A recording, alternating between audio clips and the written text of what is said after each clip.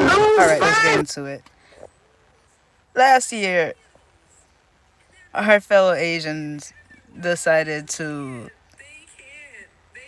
show their true colors and true nature and how they feel about us. And apparently, this year, this came to pass that they're reaping what they sowed.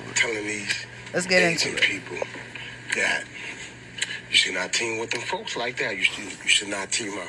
In case you didn't know, knocking people put a battery in aging people back to tear down affirmative action when it comes to college admission. Now the college people ain't picking them. College people is not picking them. And now they scared now. But we told you. We said, listen, playing with them folks. I'm telling you, man, it's not going to work out for you. We've been saying this for years. We've been telling you. But you told us to be quiet. We don't know what we're talking about.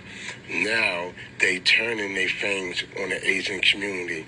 I think a guy named Bloom, Edward Bloom, don't quote me, but I think it's a guy named Bloom who put a battery in Asian people back to go to Supreme Court to stop affirmative action when it comes to college admission, because Bloom was telling them the reason you're not going to Harvard because they pick black people based on the color of our skin. And we told you it wasn't true, but you believed them anyway, and look what happened. They turning on you, and I don't care. Celebration.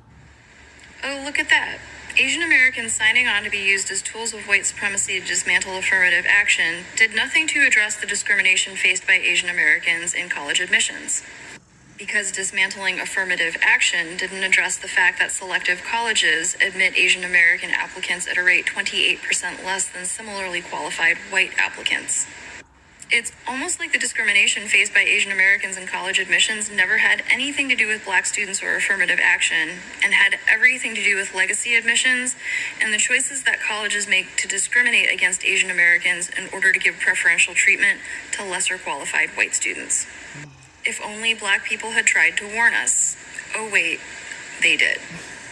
So Asians, this is for you. If you're not an Asian person, please keep moving. Please keep scrolling. Okay, I'll wait. All right, I have a question for y'all.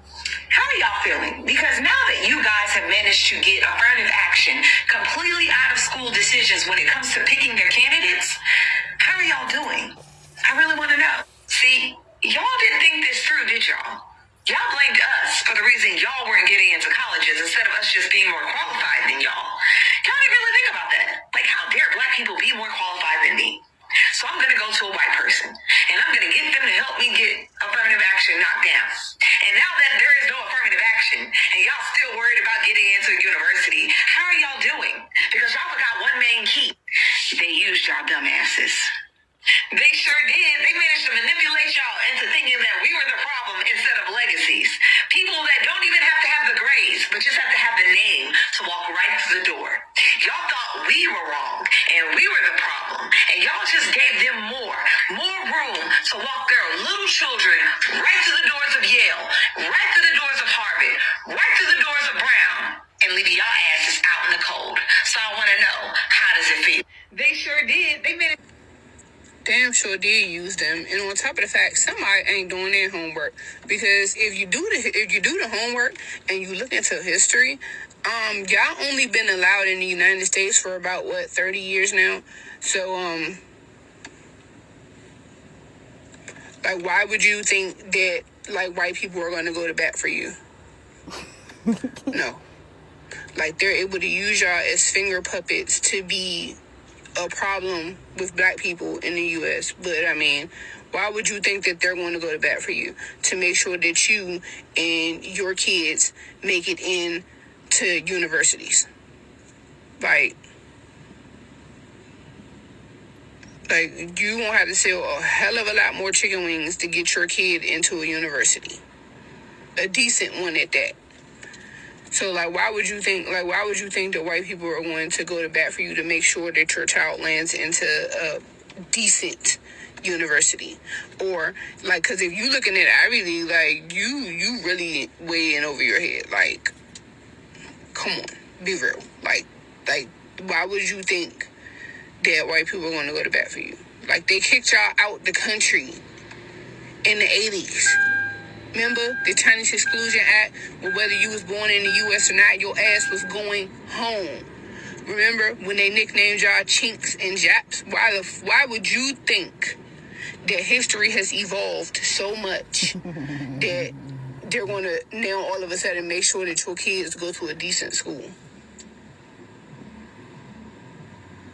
Be for real.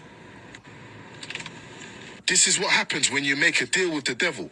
I'd have the Ivy Blues too if after 21 AP credits, stressing myself out for these SAT scores, paying a consultant thousands of dollars to review my application, and I still don't get chosen. All those book smarts, and somehow is not translating to critical thinking skills, because now Edward Bloom now has a license to go around and destroy any mentorship program, grants, scholarship programs for special populations. Gone. Was it worth it? The Fearless Fund, he's already annihilated that. A grant program that was helping a population of less than 1% to gain some sort of opportunity, just a little bit of money to start a business. Was it worth it? Talk about irony, right? So earlier this year, Asian Americans stood outside the White House waiting on a decision on whether they would end affirmative action. Now, the courts ended up deciding with them, stating that race-conscious admission discriminate against Asian Americans. Baby, they were overjoyed, excited, until reality hit. Now, y'all having trouble getting in colleges, but guess who isn't? I ain't gonna go there. Now it's desperate, dark times. But I thought if you would move affirmative action out the way, it would help, because y'all were being discriminated against. This is what you call getting played. Y'all really let them hype y'all heads up to make y'all believe that we really had an advantage, even though it's white teen women has really benefit off of it, and y'all really about to learn now. Oh, y'all thought they really wanted to help. That's cute. That's real cute.